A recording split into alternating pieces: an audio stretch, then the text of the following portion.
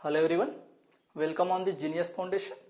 आज हम डिस्कस करने जा रहे हैं इलेक्ट्रोकेमिस्ट्री के सीरीज में calculation of cell potential by Nernst equation for galvanic cell. चलिए बात करते हैं कैलकुलेशन ऑफ सेल पोटेंशियल। ठीक है, Nernst equation for galvanic cell. देखिए, कोई भी कॉम्पिटिटिव एग्जाम जैसे कि लाइक CSIR, नेट, केमिस्ट्री, ठीक है, गेट केमिस्ट्री, IIT JAM के लिए ये जो टॉपिक है इलेक्ट्रोकेमिस्ट्री का सबसे मोस्ट इंपॉर्टेंट टॉपिक है। बहुत बार यहां से क्वेश्चन बन चुके हैं और अभी भी यहीं से आपके क्वेश्चन रिपीट होने के चांसेस होते हैं। ठीक है, चलिए अब आपको पता होगा कि यदि if reduction potential of cathode and anode given, आपको पता है किसी सेल के लिए जो कैथोड और एनोड होते हैं उनके रिडक्शन पोटेंशियल अगर आपको क्वेश्चन में गिवन हो तो ये जो आपका फार्मूला होता है ई सेल, ये होता है आपका E cathode minus E anode. Clear है भाई। अगर हम बात करें standard reduction potential of cell तो ये होता है आपका E not cell, that means standard के लिए बात करेंगे तो कुछ नहीं है standard reduction potential of cathode minus standard reduction potential of anode. ये लीजिए आपका क्या हो गया, ये फार्मूले आपके हो गए, कोई दिक्कत नहीं है। ठीक है, अब ध्यान दीजिए, ये कॉन्सेप्ट या ये फार्मूला तभी एप्लीकेबल होगा जब आपके कैथोड और एनोड का सिर्फ क्या दिया हो, रिडक्शन पोटेंशियल। अगर वो ऑक्सीडेशन पोटेंशियल दिया रहेगा तो यहां पर ये फार्मूला वर्क नहीं करेगा। आपको क्या करना है, सबसे पहले ऑक्सीडेशन पोटेंशियल को रिडक्शन पोटेंशियल में कन्वर्ट करना है, उसके बाद यहां पर इस फार्मूले को अप्लाई करना है। क्लियर है भाई। अब आप बोलेंगे सर यहां पर रिडक्शन पोटेंशियल और ऑक्सीडेशन पोटेंशियल में क्या रिलेशन है, तो आपको घबराना नहीं है, आपका कुछ नहीं होता। ये जो आपका ई ऑक्सीडेशन है इज इक्वल टू ही होता है ई रिडक्शन। दैट मीन्स किसी भी कैथोड या एनोड जो भी आपका लिया हुआ इलेक्ट्रोड है उसका जो ऑक्सीडेशन पोटेंशियल होता है वही मैग्नीट्यूड आपका रिडक्शन पोटेंशियल का होता है। लेकिन ये जो इनके साइन होते हैं वो एक दूसरे के अपोजिट होते हैं। अगर रिडक्शन पोटेंशियल निगेटिव है तो वही वैल्यू उसका ऑक्सीडेशन पोटेंशियल पॉजिटिव में होगा। क्लियर है। अगर रिडक्शन पोटेंशियल पॉजिटिव है तो ऑक्सीडेशन पोटेंशियल उसका उसी वैल्यू का निगेटिव होगा। क्लियर है भाई। ठीक है, तो जो भी दिया रहे, अगर ऑक्सीडेशन पोटेंशियल दिया है लेकिन वो प्लस में है तो उसी वैल्यू को हमको माइनस में लेकर रिडक्शन पोटेंशियल निकाल लेना है। अब रिडक्शन पोटेंशियल अगर मिल गया तो फिर ये वाला फार्मूला लगा करके उसको सॉल्व कर लेना है। क्लियर है, क्लियर है। ठीक है, चलिए अब मैं बात करता हूं नर्नस्ट इक्वेशन की। ठीक है भाई, चलिए देखिए, सपोज अपन एक सेल रिएक्शन लिखते हैं या एक रिएक्शन लिखते हैं A प्लस B, ये आपको कन्वर्ट हो रहा है CC and plus DD। Clear है। ठीक है, अब आपको पता होगा कि del G is equal to क्या होता है, del G is equal to होता है del G not plus RT natural log of phi. अब यहां पर ये जो फाई है ये क्या है, where phi is equal to होता है C का पावर में C, कंसंट्रेशन ऑफ D की पावर में D small d and concentration of A की पावर में A and concentration of B के पावर में B। क्लियर है। ठीक है, चलिए और आपको पता ये भी होगा कि डेल G बराबर क्या होता है भैया, तो ये होता है माइनस NF ई सेल, और यही स्टैंडर्ड के लिए बोलेगा तो डेल G नॉट हो जाएगा और ई नॉट सेल हो जाएगा, कोई दिक्कत नहीं है। अब मैं अगर इस वैल्यू को यहां पर सब्स्टिट्यूट करता हूं तो ये क्या हो जाएगा, तो ये हो जाएगा minus n F E cell is equal to del G not निकालूंगा तो सिर्फ वहां पर स्टैंडर्ड कंडीशन लगा दूंगा, तो ये हो जाएगा minus n F E not cell plus R T. ये क्या हो जाएगा, ये हो जाएगा नेचुरल लॉग ऑफ सी की पावर में सी डी अपॉन ए की पावर में ए एंड बी की पावर में बी। क्लियर है, यहां तक क्लियर है? ठीक है। अब देखिए, अब यहां से मैं आपको दो कंडीशन लगाता हूं। कब? हम बोलते हैं एक, if cell reaction is equilibrium is in equilibrium, मतलब रिएक्शन कैसा है आपका, इक्विलिब्रियम में है। एक कंडीशन अपन देखेंगे, if cell reaction is not in equilibrium, ये लीजिए, is not in equilibrium. Clear है? ठीक है। तो ध्यान दीजिए, अगर जो है सेल रिएक्शन इक्विलिब्रियम में होता है तो इसके लिए बोला जाता है phi is equal to K सी। ये जो आपका फाई है वही इक्विलिब्रियम कांस्टेंट की तरह बिहेव करता है, ठीक है। That means phi is equal to K C. और याद रखिए E cell is equal to 0। और ये क्यों होगा, तो ये होता है because of E cathode minus E cathode is equal to E anode.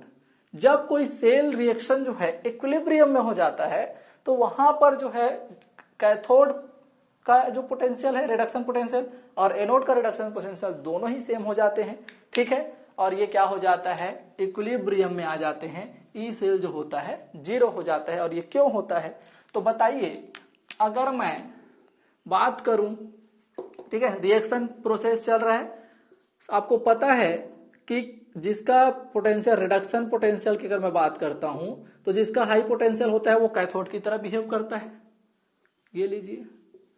और जो जिसका रिडक्शन पोटेंशियल कम होता है वो कैसा बिहेव करता है, एनोड की तरह बिहेव करता है। तो जैसे जैसे प्रोसेस चलेगा, जैसे जैसे प्रोसेस आगे बढ़ेगी तो ये कैथोड का जो है पोटेंशियल रिडक्शन पोटेंशियल कम होते जाएगा, वैसे ही एनोड का रिडक्शन पोटेंशियल जो है बढ़ते जाएगा, ठीक है। यहां पर जो इक्विलिब्रियम पॉइंट है वहां पर कैथोड का जो रिडक्शन पोटेंशियल और एनोड का रिडक्शन पोटेंशियल क्या हो जाता है, सेम हो जाता है। तो यहां पर E cell is equal to क्या हो जाता है, 0। और यही कंडीशन क्या कहलाती है, इक्विलिब्रियम। क्लियर है भाई, क्लियर है? ठीक है, इसी चीज को मैं यहां पर पढ़ा रहा हूं, ठीक है। अब आपको यह भी पता होगा कि डेल जी बराबर क्या होता है इक्विलिब्रियम में, तो आप बोलेंगे सर 0, लेकिन del G not is not equal to 0। Clear है? स्टैंडर्ड फ्री एनर्जी जो चेंज है वो 0 नहीं होगा। क्लियर है भाई? चलिए, अब अगर मैं इस इक्वेशन पे आता हूं तो ये पार्ट तो मेरा 0 हो गया, क्यों, E cell is equal to 0 या del G is equal to 0, तो ये तो 0 हो गया। तो ये क्या हो जाएगा, तो ये हो जाएगा 0। ये अभी हमारा 0 नहीं हुआ है भाई, तो इसको मैं क्या लिखूंगा, डेल जी नॉट, ये क्या हो गया, R T natural log of के सी।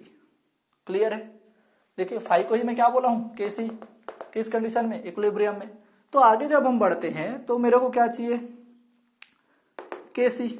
तो के सी बराबर, तो भैया डेल जी इधर आएगा तो माइनस में, तो ये लीजिए माइनस डेल जी नॉट, बटे में क्या होगा आपका, तो बटे में होगा आपका आर टी। और ये नेचुरल लॉग था तो ये क्या हो जाएगा आपका नेचुरल लॉग। इसी को ही हम आगे बढ़ाते हैं, केसी अगर चाहिए तो ये नेचुरल लॉग क्या हो जाएगा, 1 अपॉन नेचुरल लॉग। और 1 अपॉन नेचुरल लॉग को ही क्या बोलते हैं, ठीक है, ये ऐसे हो जाएगा क्या, माइनस, अच्छा एक चीज ध्यान दीजिए, ये हो जाएगा आपका minus del G upon R T. अब ध्यान दीजिए 1 अपॉन नेचुरल लॉग को ही क्या बोलते हैं, एक्सपोनेंशियल। इसको कैसे लिख हो जाएगा, ये एक्सपोनेंशियल के पावर में minus del G upon R T. Clear है? ये आप स्टैंडर्ड है तो इस स्टैंडर्ड का साइन लगा लीजिए। अब आपको पता होगा कि डेल जी बराबर क्या होता है, minus n F E cell.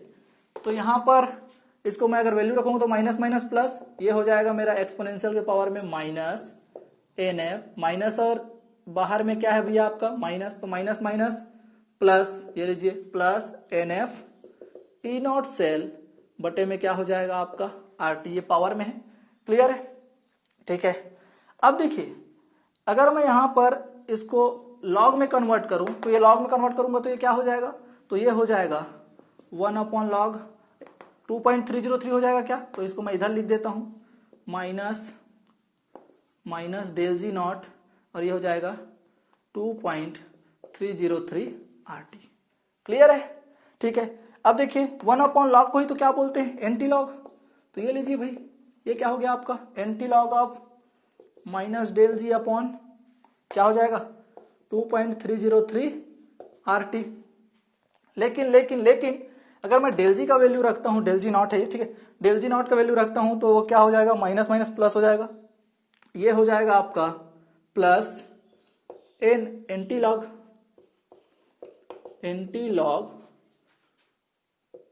NF E not cell बटे में 2.303 RT। क्लियर है? क्लियर है भाई? तो ये आपका जो है इक्वेशन निकल गया। इतने सारे रिलेशंस आपको पते होने चाहिए। अब देखिए मैं इसको आपके एग्जाम के पॉइंट ऑफ व्यू से आपके सिंप्लीफिकेशन के लिए मैं इनको कैसे लिखता हूं, देखिए भाई। चलिए तो ध्यान अगर आप देंगे तो आपका रिलेशन एक्चुअली निकल क्या गया, तो ये ऐसा है क्या, KC बराबर क्या निकल गया, ठीक है भाई, KC बराबर क्या निकल गया, तो ये निकल गया आपका antilog minus del G not upon RT। Clear है? सॉरी 2.303 RT बराबर में क्या निकल गया, इसी को हम क्या लिख सकते हैं एंटी लॉग ऑफ, ये हो जाएगा आपका NF E not cell upon 2.303 RT। Clear है? ठीक है। अब देखिए एक्चुअली होता क्या है, R का वैल्यू पता है आपको, R का वैल्यू क्या होता है, तो ये होता है आपका 8.314 जूल पर मोल पर केल्विन, यहां पर F96500 क्या होता है कूलाम।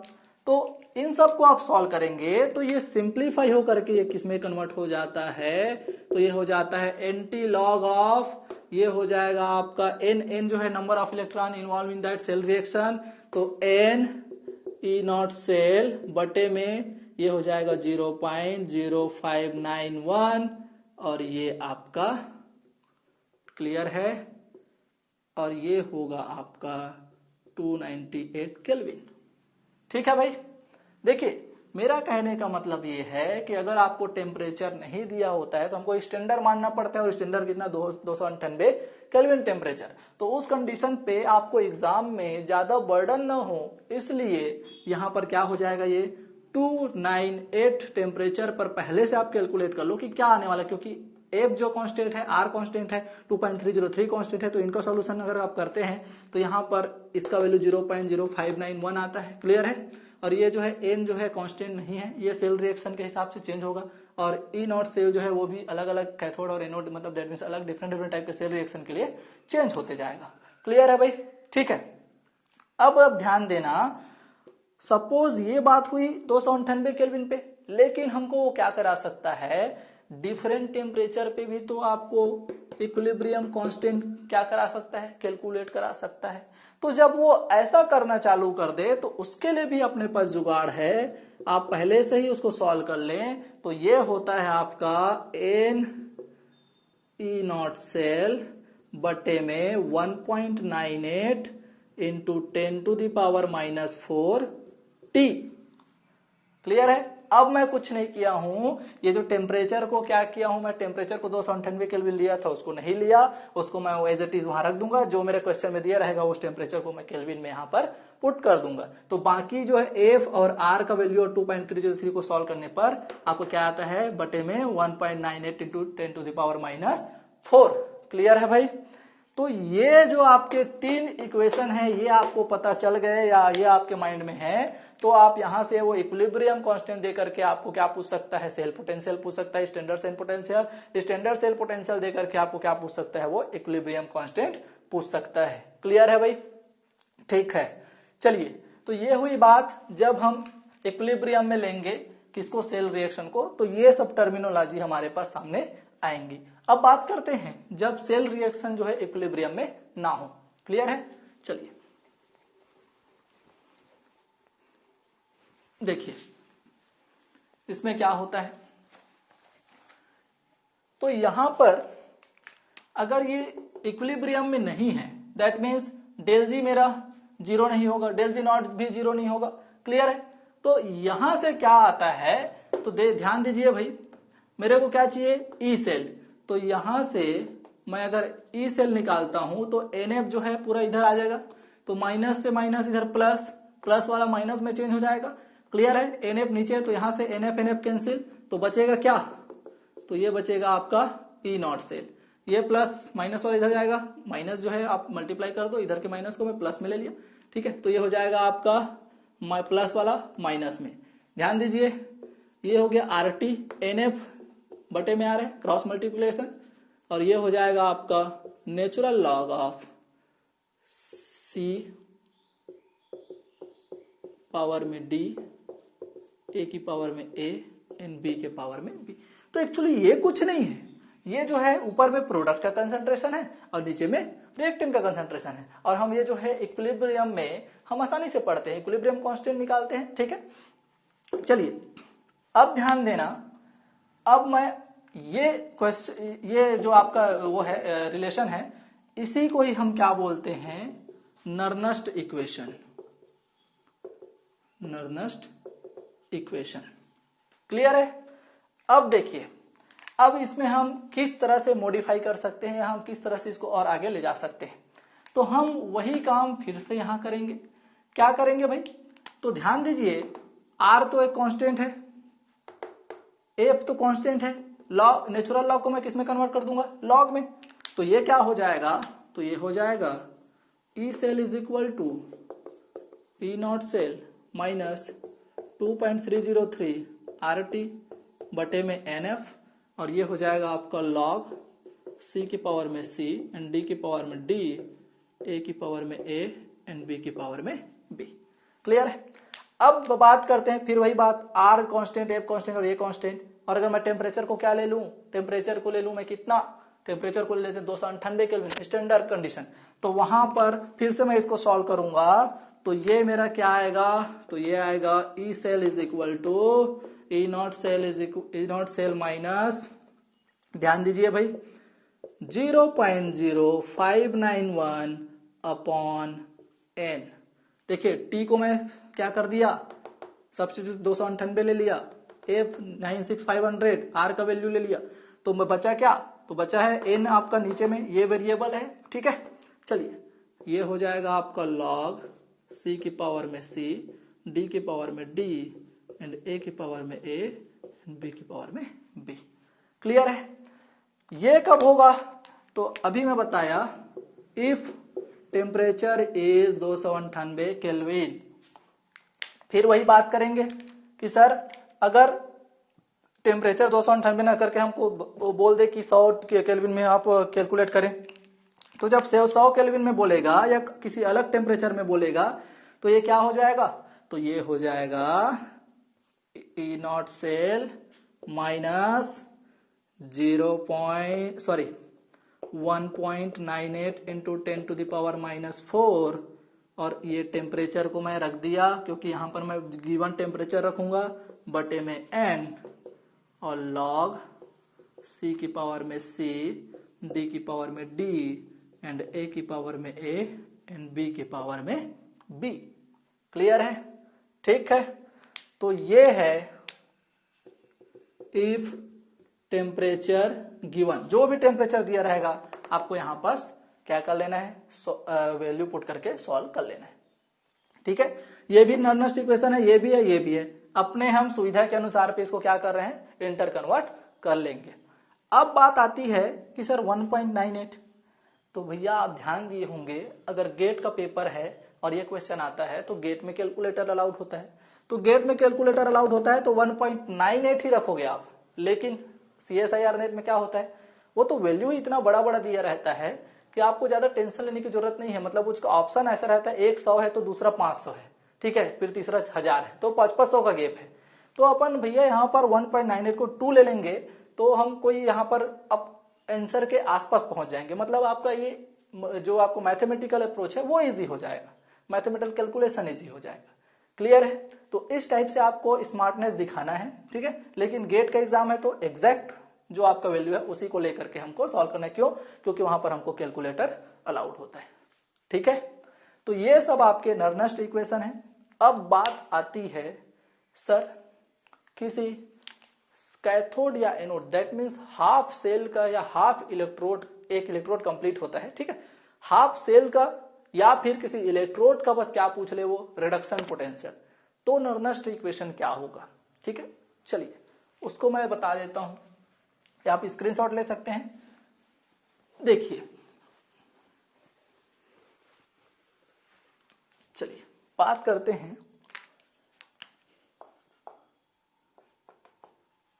ई सेल फॉर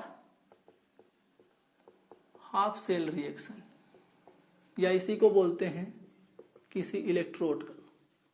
अब देखिए ई सेल वो भी कैसा, ई सेल नहीं, ई रिडक्शन, मतलब reduction potential for half cell reaction. किसी हाफ सेल मतलब रिडक्शन पोटेंशियल की बात कर रहा हूं तो कोई Mn प्लस ऑक्सीडेशन स्टेट में है, वो n इलेक्ट्रॉन गेन करेगा और रिड्यूस हो जाएगा M सॉलिड में। क्लियर है? ठीक है, ध्यान दीजिए। अगर मैं यहां पर ध्यान दूंगा तो मेरा प्रोडक्ट क्या है, M सॉलिड, तो प्रोडक्ट का कंसंट्रेशन आएगा। तो इसके लिए अगर मैं नर्नस्ट इक्वेशन लिखना चाहूं तो वो कैसे लिखाएगा, तो ध्यान दीजिए, ई सेल के जगह में क्या होगा, ये Mn से किस में जा रहा है, ये M में, ये क्या हो जाएगा ई नॉट, Mn प्लस से किस में जा रहा है, ये M में, माइनस मैं बेसिक वाला लिख देता हूं RT upon NF, natural log product का कंसंट्रेशन बटे में रिएक्टेंट का कंसंट्रेशन। तो बताइए प्रोडक्ट तो मेरा सॉलिड है और सॉलिड का जो है कंसंट्रेशन हम क्या लेते हैं, यूनिटी, तो यहां पर यूनिटी मतलब 1, तो ये लीजिए 1। रिएक्टेंट मेरा क्या है, तो रिएक्टेंट में Mn प्लस का ही तो कंसंट्रेशन आएगा। तो ये मेरा निकल गया Nernst equation for half cell reaction, या किसी इलेक्ट्रोड के लिए रिडक्शन पोटेंशियल निकालने के लिए जो नर्नस्ट इक्वेशन है उसका एक्सप्रेशन। क्लियर है? क्लियर है भाई? तो ये बातें हैं जो हमको करनी थी। दिक्कत, कोई दिक्कत? एक चीज और है आपका, अगर आप मास्टर इक्वेशन बनाना चाहें तो आप इसको लिख सकते हैं, ये आपका हो जाएगा E cell is equal to E not cell, E not cell minus RT upon NF, natural log आप प्रोडक्ट का कंसंट्रेशन बटे में रिएक्टेंट का कंसंट्रेशन। अब मैं एक बात रिपीट करता हूं, R को मैं अगर ऊपर ले जाता हूं और P को नीचे, तो ये साइन चेंज हो जाएगा क्या, बिल्कुल। तो यही किसके बराबर हो जाएगा, ध्यान दीजिएगा, ये हो जाएगा ई नॉट सेल माइनस किस में कन्वर्ट हो जाएगा, प्लस में RT upon NF, natural log of reactant upon product. इसमें जो है प्रोडक्ट ऊपर था तो माइनस साइन, इसमें रिएक्टेंट ऊपर है तो निगेटिव साइन, इसका हम पोजीशन क्या कर दिए, चेंज कर दिए। अब ध्यान दीजिए, ध्यान दीजिए भाई, अब मैं वहां से क्या रिलेशन निकाल लूंगा, तो E cell is directly proportional to the, देखो E cell is directly proportional to the concentration of reactant, plus है भाई, देखो रिएक्टेंट कंसंट्रेशन जितना ज्यादा होगा उतना ही ज्यादा उस सेल का क्या होगा, सेल पोटेंशियल होगा। और यही ध्यान दीजिए किसके इनवर्सली प्रोपोर्शनल है, 1 upon P, that means product के कंसंट्रेशन के इनवर्सली प्रोपोर्शनल और रिएक्टेंट के कंसंट्रेशन से डायरेक्टली प्रोपोर्शनल। क्लियर है? यहां से क्वेश्चन बिल्कुल बन सकता है, आप इंपॉर्टेंट लगा सकते हैं। क्लियर है भाई? ठीक है।